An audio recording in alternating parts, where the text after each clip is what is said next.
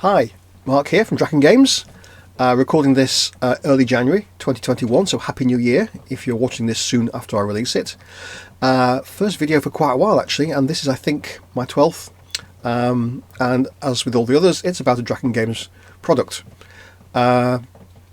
Please accept my apologies for the slightly murky quality of the light. There's quite a bit of snow piled up on the windows of International HQ, aka my shed, but hopefully you can see me well enough. Right then, this video is about one of the games one of the game products in Minigame Compendium 2. So I've talked about Minigame Compendium 1 previously, in previous videos. There's a second compendium. Again, these are made up of games that were once free with my catalogue.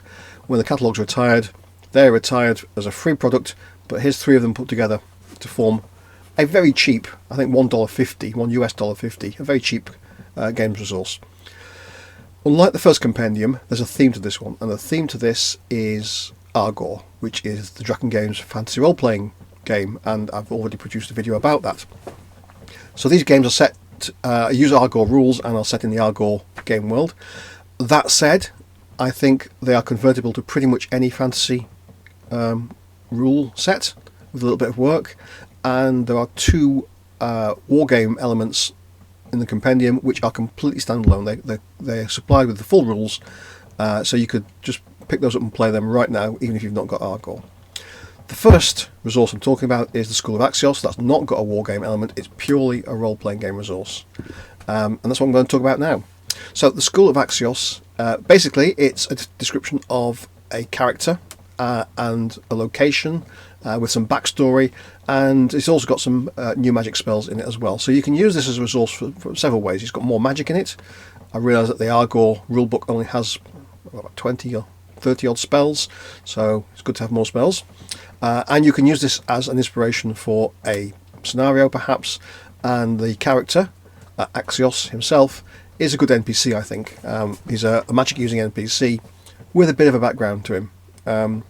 So I'll not divulge full details of that background, just in case you're ever in a game where the Axios type character is used. However, he has got some backstory there, which if you download the compendium you'll find. So there's a picture of Axios. He's it seems a utterly respectable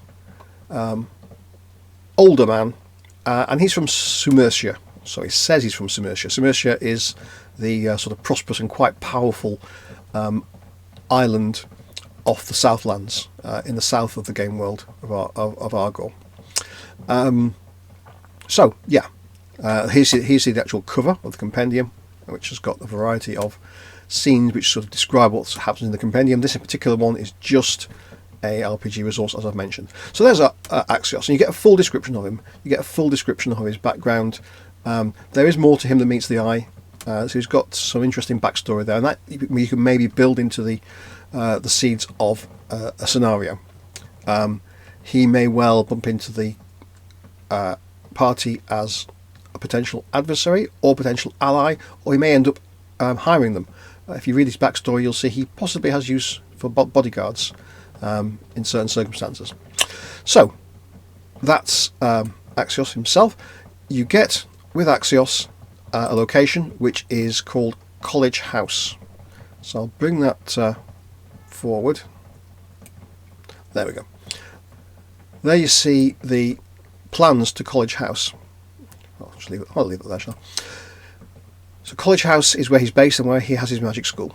So it's a 2-story building with a basement, and you get the full description of what's in there. So you get this resource as a good location perhaps for something to happen in your game, as well as the location and description of the physical school. You also get the spells that he teaches there. So as I mentioned, that's 6 new spells for use in the game. You also get, of course, a full description of him as an NPC. So there we go, and which gives you a bit of an insight about, if you're not familiar with Argor, gives you a bit of an insight into the sort of statistics and attributes it has. Pretty straightforward. You've got 3d6 based attributes at the top there, So very on a scale of 3 to 18.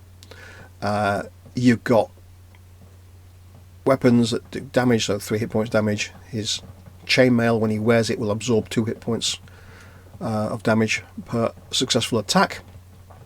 The spells he uses, and also the skills he's got. The skills in Argor are expressed as a bonus to a 2d6 roll. So if you're using a different system, you'll have to adapt those to work with whatever skill system your preferred role-playing game has got.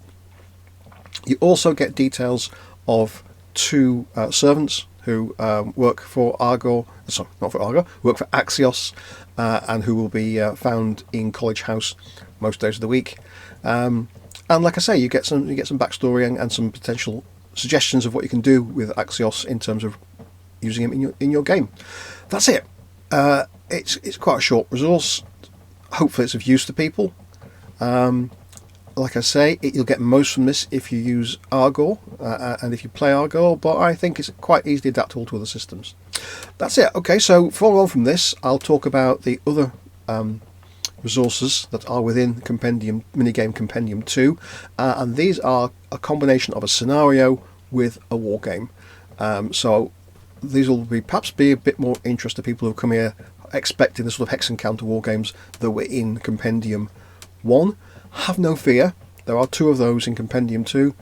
I'm not going to talk about those just yet, though. I'll talk about them soon. So thank you for listening, thank you for watching, and watch out for those other videos being posted. There'll be links below to them as they appear. Thank you very much. Bye for now.